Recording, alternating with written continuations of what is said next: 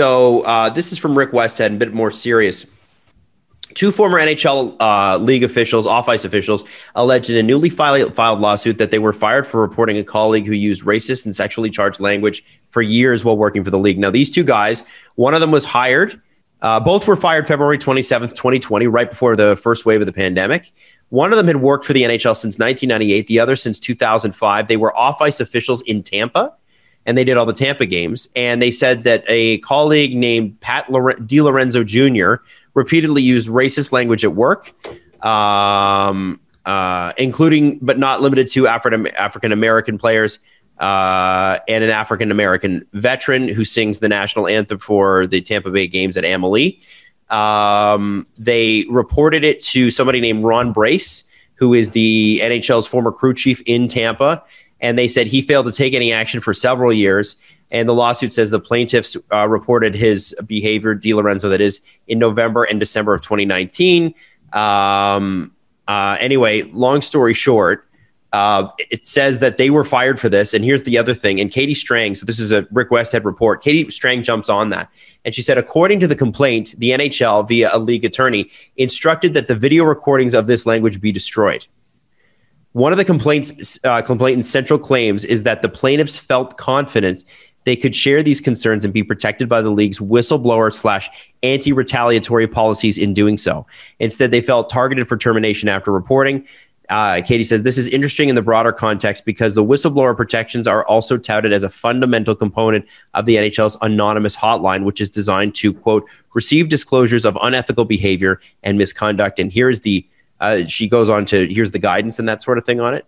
At the end of the day, these guys feel like we reported this and then we got fired. They also knew that a previous female off-ice official from another city was terminated by the NHL shortly after reporting a sexual harassment at work. That's what they say in this lawsuit. So they are looking for their jobs back. They're looking to be rehired, and they're looking to seek damages as well. Wow. That's not often you hear they want their job back after hearing all that. That might just be a law thing. I'm not really, maybe they come to a structured settlement there. You should ask a lawyer. I think you would have to place it in a way that's like, they want their jobs back, but really you'd come to a settlement outside of court and they don't get their jobs back, but they get more money or something like that. But if it's true, where do we go from here? It's another thing, man. It's another thing. And it's part of the reason why whenever the NHL says anything, we roll our eyes. Hockey is for everyone. Yeah. Shut up.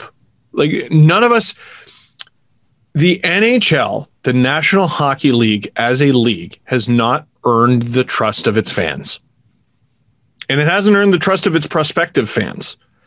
And whenever something comes up, whatever the scandal may be, and the NHL claims to not have known, this is why everyone's skeptical. Mm-hmm. With the Blackhawks scandal that emerged this summer, they knew for quite some time. They didn't know from the moment that the Blackhawks knew. We do know that. Or do we? I mean, we can't prove it. In this lawsuit, who ordered who to destroy what? So the NHL apparently, and I'll read this again, the NHL via a league attorney instructed that the video recordings of this language be destroyed. And I guess, according to the lawsuit, I'm just looking through it right now just to make sure I get it right.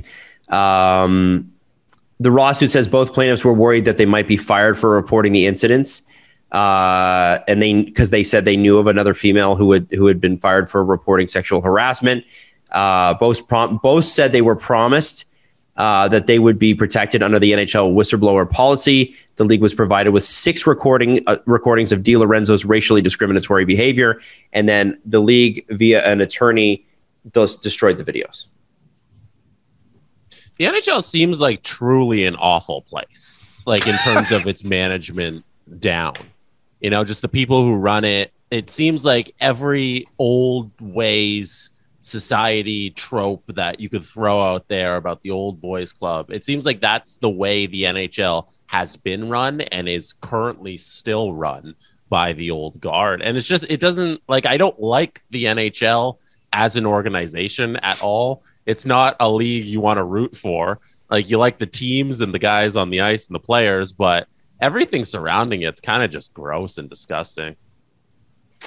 Every time I see Gary Bettman on TV, I'm like, ugh. Like, it's not run. What now? It's not run like a professional league. I shouldn't. Whenever the commissioner comes out, it shouldn't be like, ugh, what do you want?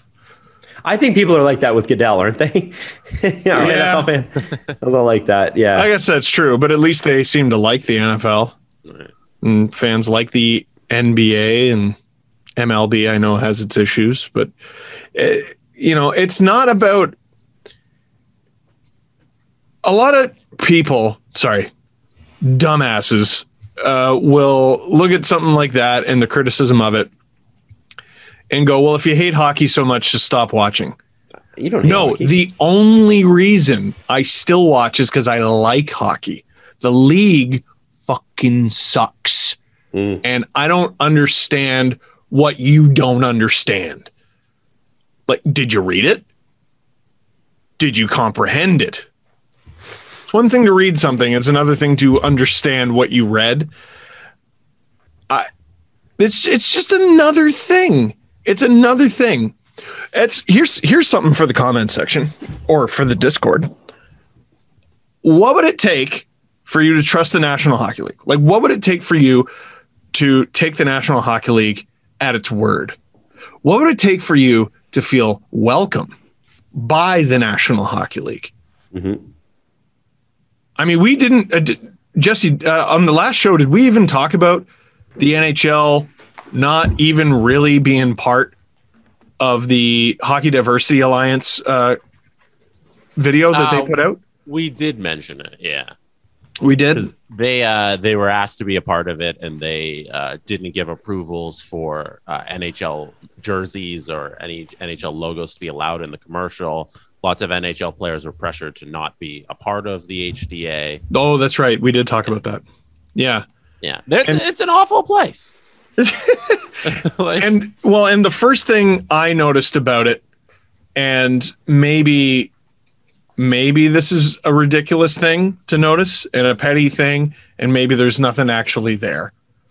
But when they did retweet it, the first party they mentioned was Budweiser. Oh my God. They were like, we want to thank Budweiser for this video. Wow. Which, I know Budweiser was involved, and, we did talk about that, and we gave them their props. Like, I was amazed at, what was included in it, in the video. Like, I've worked with some pretty big brands, and it's pulling teeth to get them to step out of their comfort zone. And I was shocked. Pretty uncomfortable video. I was shocked that Sportsnet allowed Akeem Aliou to come on and bash the NHL like that. I really was. Mm-hmm. And maybe not bash is the wrong word. Tell the truth about the NHL like that. I was shocked. Sportsnet's a rights holder. They have a very close relationship with the NHL. I know that Sportsnet management heard from Gary Bettman that next day. I just know it. Had to have. Absolutely. And were they wrong? No. Or was he wrong? I think Sportsnet made the right call. Like, I think that's the right thing to do. I don't know if you guys mentioned it, and I apologize. I spilled my drink off camera here, and I want to make sure it didn't. I was wondering what the hell you were doing. Yeah. Okay. But did you mention that the NHL also didn't allow any of its players to wear the HCA jerseys? Yeah, they were barred from that. Yeah, we said something along those lines. I can't even find the retweet. I don't even know if it was on the NHL's actual account that they retweeted it. That might have been. It was. Was it? Yeah, I don't know if it's still there, but it was. It must have been a few days ago then. Yeah, it was. It was on Saturday.